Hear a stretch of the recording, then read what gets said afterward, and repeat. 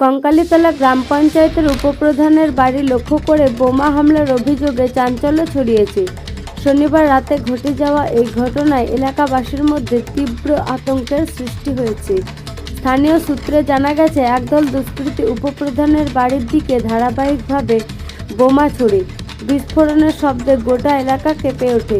তবে সৌভাগ্যক্রমে কোনো প্রাণহানি বা বড় ধরনের ক্ষতি হয়নি। ঘটনার ছবি ধরা পড়েছে সিসিটিভি ক্যামেরায়, যা ইতিমধ্যে তদন্তের জন্য শান্তিনিকেতন থানার পুলিশের হাতে এসেছে। পুলিশ ঘটনাস্থল পরিদর্শন করে প্রাথমিক তদন্ত শুরু করেছে। এই ঘটনায় গ্রামবাসীরা আতঙ্কিত। তারা দ্রুত দোষীদের গ্রেপ্তারের দাবি জানিয়েছেন। এলাকাবাসীর মতে, সাম্প্রতিক রাজনৈতিক দ্বন্দ্ব এই ঘটনার পেছনে কারণ হতে পারে।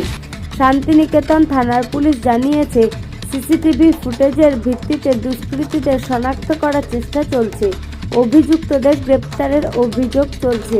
বীরভূমের বোলপুর থেকে কার্তিক ভান্ডারীর রিপোর্ট, তারাপীঠ টিভি।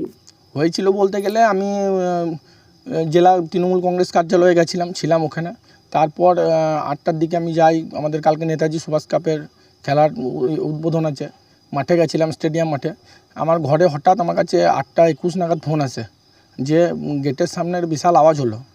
সঙ্গে সঙ্গে আমি শান্তিনিকেতন থানার ওসিকে জানাই এবং তারপর ওখান থেকে আমরা আসি এবং দেখি যে সামনে অলরেডি তখন শান্তিনিকেতন থানার পুলিশ চলে এসছে এবং পুলিশ এসে পুলিশের সঙ্গেই আমিও ঢুকলাম। আমরা ঢুকতে ভয় করছিলাম, পুলিশের সঙ্গে আমি এলাম। তারপরে দেখছি যে আমার এই জায়গাটাই বাড়ির সামনে, এখানে বোমের মতো সুদলির দড়ি টড়ি সবই পড়ে আছে এবং তারপরে পুলিশ দেখলো সামনে এইরকম জায়গাতে একটা বোম, যেটা ফাটেনি, সেটা তাজা বোমা, সেটা এখানে ছিল।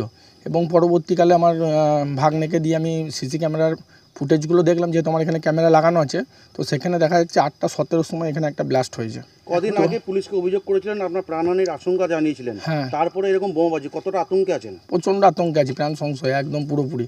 কারা করতে পারে এগুলো? কারা করতে পারে সেটা পুলিশ তদন্ত করুক, আমি তো কাউকে না দেখে আন্দাজে এটা বলতে পারবো না।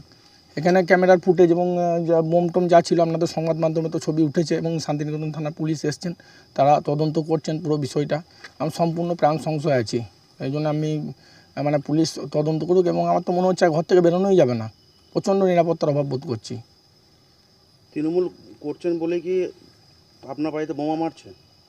সেটাও হতে পারে। আমি তো তৃণমূল কংগ্রেসের একজন একনিষ্ঠ কর্মী, মমতা বন্দ্যোপাধ্যায়ের সৈনিক। পঞ্চায়েত ছাড়তে হবে এরকম কোনো হুঁশিয়ারি ছিল? সে পঞ্চায়েতেও যেতে দেবে না, ঢুকতে দেবে না, খুন করে দেবে, সেরকম হুঁশিয়ারি ছিল। তার অভিযোগ তো আমি জানিয়েছি এবং আপনাদের উপস্থিতিতে পুলিশি নিরাপত্তায় শান্তিনিকেতন থানা যথেষ্ট সহযোগিতা করেছিল। গত 2 দিন আগে পঞ্চায়েতের জেনারেল বডি মিটিং ছিল, সেখানে গেছিলাম, কিন্তু আবার তো দেখছি এই ঘটনায়, তো প্রাণ সংশয় হয়ে যাচ্ছে।